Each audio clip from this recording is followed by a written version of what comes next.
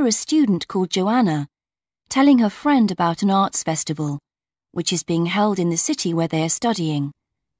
First, you have some time to look at questions 1 and 2.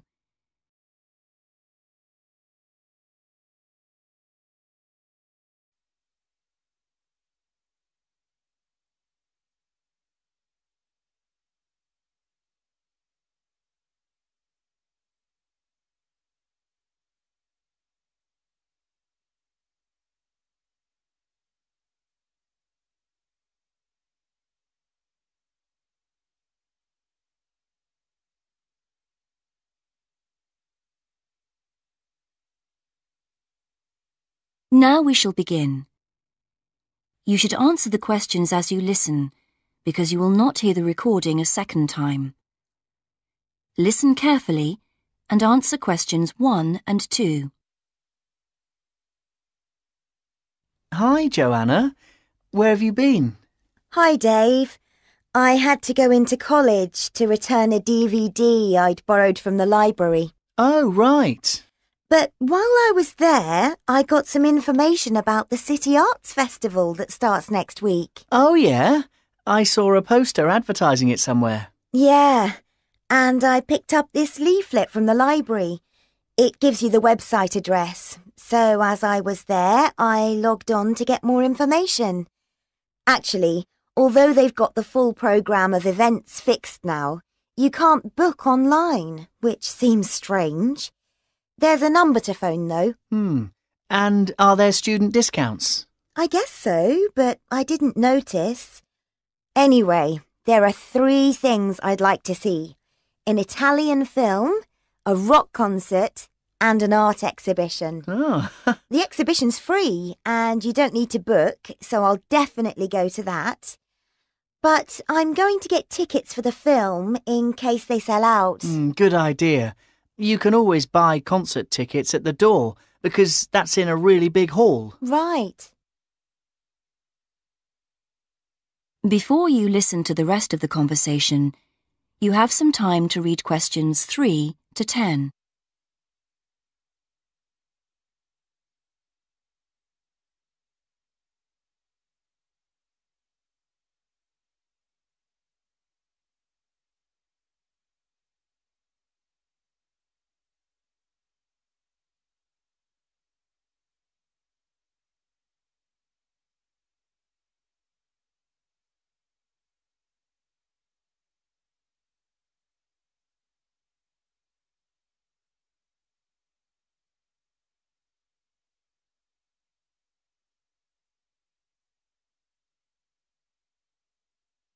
Now listen and answer questions 3 to 10. So, when does the festival actually start? Well, it's usually held the first week of October, but it's earlier this year for some reason. The opening night is September the 20th, and events go on till the end of the month. And have you got that phone number? Yeah, it's here. Look, it's 0967 990 776. OK, I'll write it down. 0967 990 776. Thanks. I thought the local council made a profit from the festival, but it says here that there's a commercial sponsor. It's a local bank. I didn't know that. Neither did I. What other events have they got on? As well as the art exhibitions and stuff that's open every day, there are special events each day. Like on Monday, there's a musical in the City Hall. That's only £3.65 for students. I think I'll give that a miss. I've got football training on Mondays, but I'm free on Wednesday. There's a jazz band on then, and that's only £2.50 for students. Sounds good. Is that in the City Hall too? We could go. Well, I'm busy actually, but it's at the sports centre if you're interested. Oh, right. Thursday's the cheapest event, only £1.25 for students, And it's on in the library. Can you guess what it is? Probably the college choir. Actually, no. They've not been asked, apparently. Oh.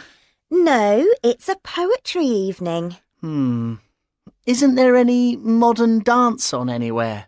On Friday. That's at the college. It's quite expensive, though. £15 for adults and £12.75 for students. Oh, yes, that is a lot. If I'm going to spend that much, I'd prefer to go out on Saturday. Yeah, me too. But on Saturday night, there isn't live music or a party or anything. Just the fireworks in the city park. And that's only £1.50. Yeah, that'd be good. That is the end of part 1.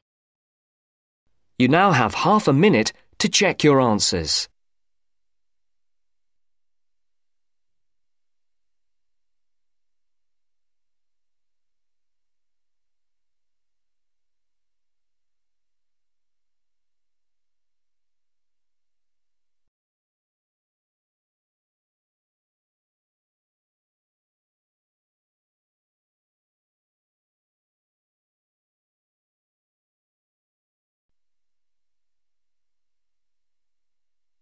Now turns to part 2.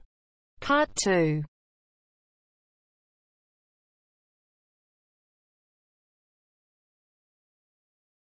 You are going to hear a conversation between two women about the health system in England. First, you have some time to look at questions 11 to 17.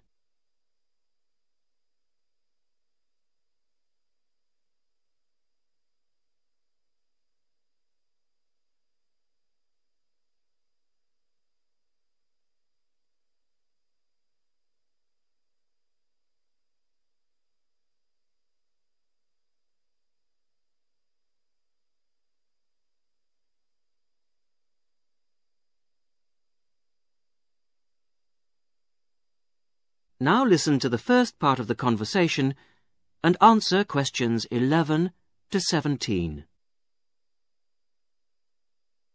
Hello, Mrs. Sutton. Come in. How are you settling in next door? Have all your things from Canada arrived yet? I thought I saw a removals van outside your house yesterday afternoon. Yes, they came yesterday. We spent all day yesterday arranging them. It's beginning to feel a bit more like home now. Oh, that's good. Look, come in and sit down. Are you all right? You look a bit worried. Well, I am a bit. I'm sorry to bother you so early, Mrs. Smith, but I wonder if you could help me. Could you tell me how I can get hold of a doctor? Our daughter, Anna, isn't very well this morning, and I may have to call somebody out. She keeps being sick, and I am beginning to get a bit worried. I just don't know how the health system works here in England. All I know is that it's very different from ours back in Canada. Well, I don't know really where to start. Let me think. Well, the first thing you have to do is find a family doctor. Sometimes we call them general practitioners as well. Right. And register with him or her. If you live here, you've got to be on a doctor's list. If you're not, things can be a bit difficult. Nobody will come out to you if you're not registered. Anyway, they work in things called practices. Sort of small groups of family doctors all working together in the same buildings. Now, what you've got to do this morning is register with one of them. There are 2 practices near here, so we're quite well off for doctors in this part of Manchester. There's the Dean End Health Centre, about 10 minutes walk away. And there's another practice in South Hay.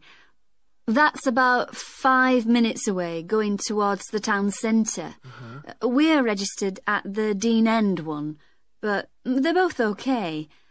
There are about 6 doctors in our practice and 4 in the other, so ours is quite big in comparison, and the building and everything's a bit more modern. South A is a bit old-fashioned, but the doctors are okay. Their only problem is that they don't have a proper appointment system. Sometimes you have to wait for ages there to see someone. Anyway, you go to the receptionist in whichever health centre and ask her to register you with a doctor there. You have to fill in a form, but it doesn't take long. Ours is called Dr. Jones, and we've been going to him for years, ever since we moved here 15 years ago. I wouldn't say he's brilliant, but I suppose he's all right, really. We're used to him now. They say he's very good with elderly people, but he does tend to get a bit impatient with children. Listen, the one who's supposed to be really good with small children is Dr. Shaw. I've heard lots of people say that. She's young and she's got small children of her own, so you could try registering with her. And if her list's full, I heard somebody say the other day that there's a really nice young doctor at South Hay, a Dr. Williams. He holds special clinics for people with back trouble, but that's not really your problem, is it? Now you have some time to look at questions 18 to 20.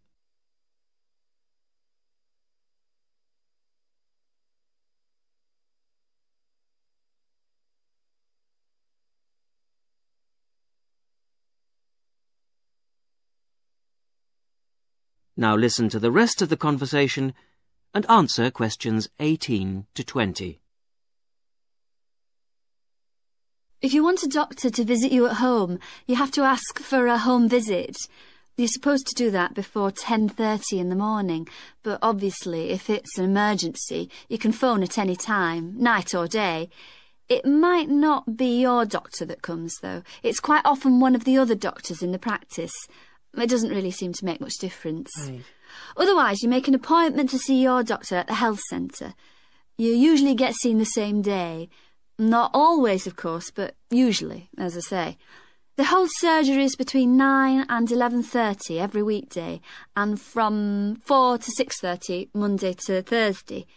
Saturdays are only for emergencies. I see. When the doctor sees you, he gives you a prescription.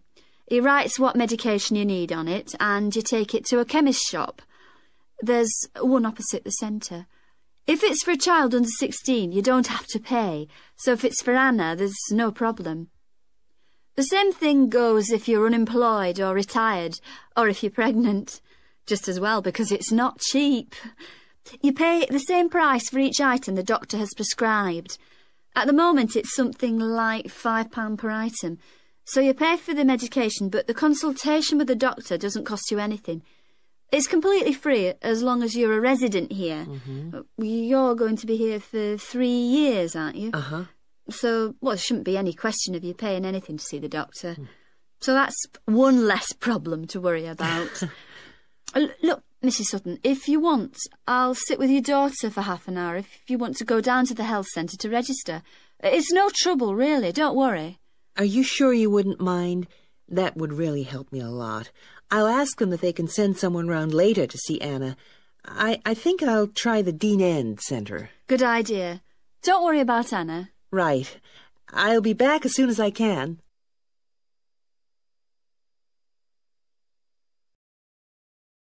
That is the end of part 2. You now have half a minute to check your answers.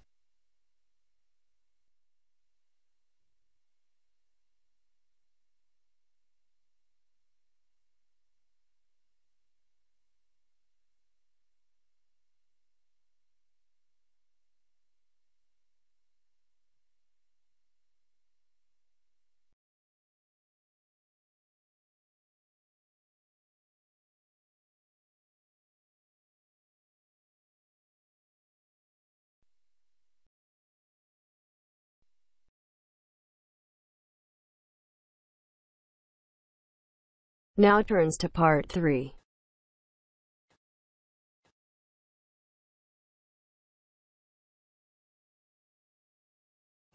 You will hear 2 students called Jimmy and Kathy talking to their tutor about the current research paper. First, you have some time to look at questions 21 to 25.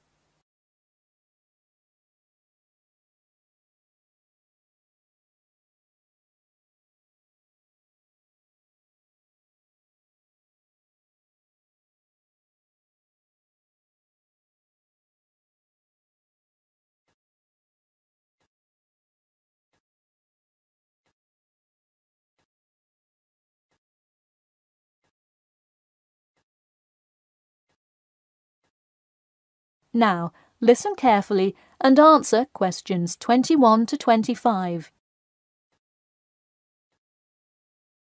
Before we start, Jimmy and Kathy, thanks for coming in today to talk about your current research paper. Well, I will also give you some suggestions for your future presentation later. That's great. OK, I've read the introductory chapter, and so far I like where you're going with your research, you two. Thanks. What did you think of the procedure section? I haven't got there yet. I'll get to that and the results and discussion section in a bit. Oh, if you haven't read the rest, are you just saying you like the introduction? No, the layout is really well done. You have each section clearly marked and have the header and footer perfectly formatted, and your title page is right on the money. A lot of students have trouble with that one. To be honest, we did refer a lot to the example we received in class. That's good to do for spacing and layout, as long as you're not also copying the information. The background information is a little sparse, though. You may want to add to it. You think so? I was more worried about whether I had enough data. You definitely need more background information. I would think about finding some more online articles or doing more research in the campus library. That's a good idea. We can go tomorrow. I find it too tough finding the subject matter in the online journal database. I also like being able to flip through the physical journal as opposed to trying to scroll down on a computer. Me too. Oh, I almost forgot. I've included all of my citations in the abstract. But could you help me with the bibliography? I should be using a bibliography, right? Not an appendix. Sure, I can help with that. Yes, for this type of scientific research paper, list all sources that you cite in the body of your paper in a bibliography. Go to the website I gave you last time to see the exact way to list each source. Okay, thanks. I'll do that. We still have a lot of things to fix up. Yeah, but there's a lot of good stuff here to work with. So enough about the paper. How is the presentation going? Well, it's all right. I'm going to go try out the new presentation software while Jimmy's working on the bibliography. Yeah, we are hoping to make an animation of an actual pump, but still have a lot to learn about how to do that. Before you hear the rest of the talk, you have some time to look at questions 26 to 30.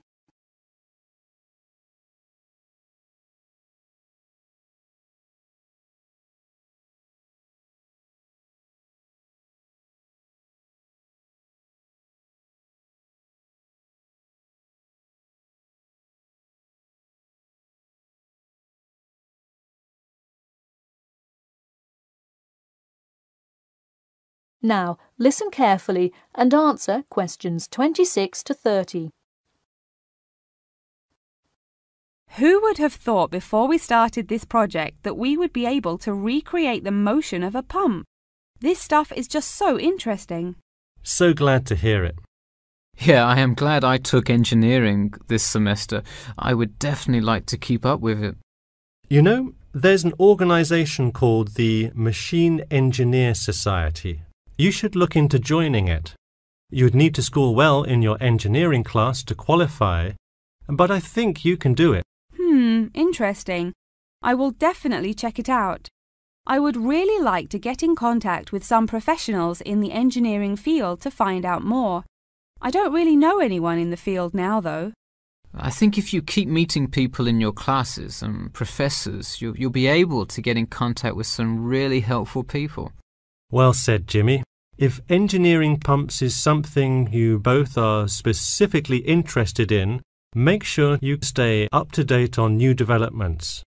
In fact, you could visit the local water treatment facility periodically to see what new developments are going on.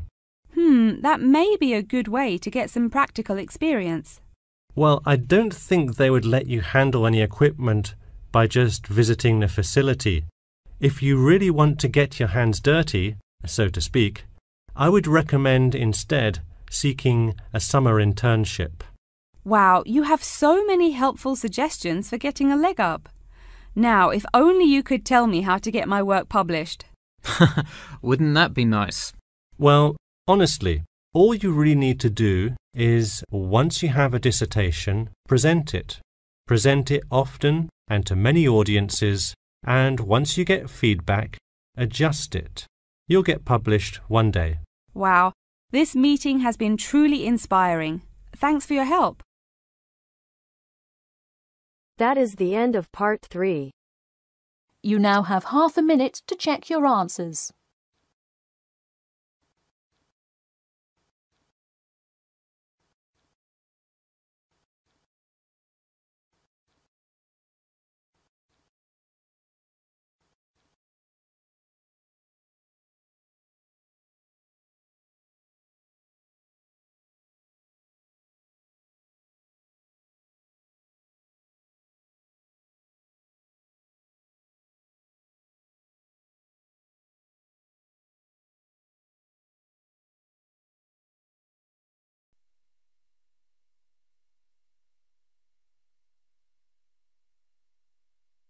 Now turns to part 4. Part 4. You will hear a postgraduate psychology student talking to other students about a job satisfaction study he has investigated. Before you listen, you have some time to look at questions 31 to 40.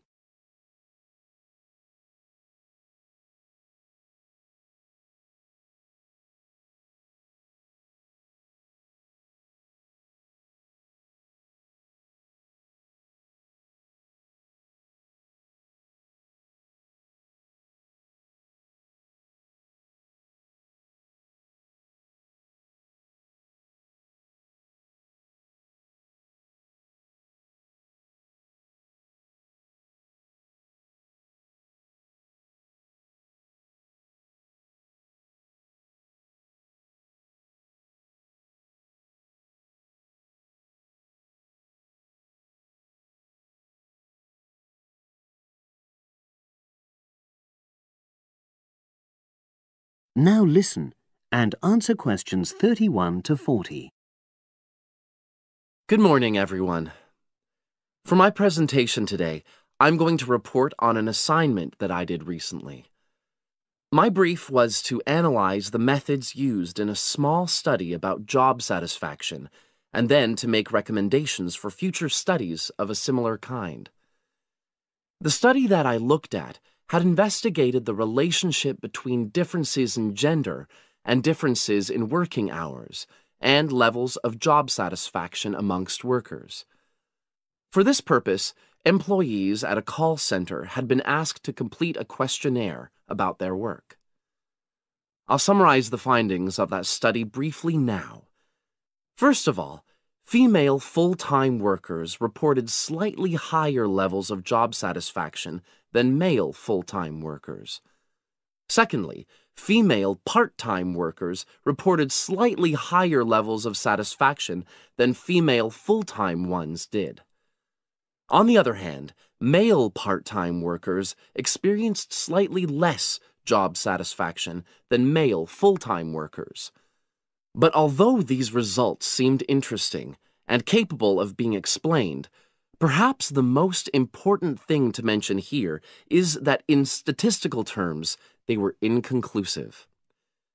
Personally, I was surprised that the findings hadn't been more definite, because I would have expected to find that men and women, as well as full and part-time workers, would experience different levels of satisfaction. So I then looked more carefully at the methodology employed by the researchers to see where there may have been problems. This is what I found. First of all, the size of the sample was probably too small. The overall total of workers who took part in the survey was 223, which sounds quite a lot, but they had to be divided up into subgroups. Also, the numbers in the different subgroups were unequal. For example, there were 154 workers in the full-time group, but only 69 in the part-time group. And amongst this part-time group, only 10 were male, compared to 59 who were female. Secondly, although quite a large number of people had been asked to take part in the survey, the response was disappointingly low. A lot of them just ignored the invitation. And workers who did respond may have differed in important respects from those who didn't. Thirdly, as the questionnaires had been posted to the call center for distribution, the researchers had had very limited control over the conditions in which participants completed them. For instance, their responses to questions may have been influenced by the views of their colleagues.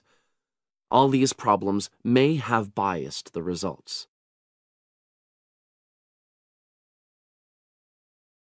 In the last part of my assignment, I made recommendations for a similar study, attempting to remove the problems that I've just mentioned. Firstly, a much larger sample should be targeted, and care should be taken to ensure that equal numbers of both genders and both full and part-time workers are surveyed. Secondly, the researchers should ensure that they are present to administer the questionnaires to the workers themselves.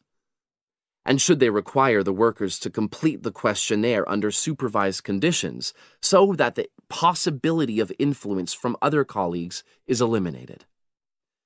Finally, as workers may be unwilling to provide details of their job satisfaction when they are on work premises, it's important that the researchers reassure them that their responses will remain confidential, and also that they have the right to withdraw from the study at any time if they want to. By taking measures like these, the reliability of the responses to the questionnaires is likely to be increased, and any comparisons that are made are likely to be more valid. So, that was a summary of my assignment. Does anyone have any questions?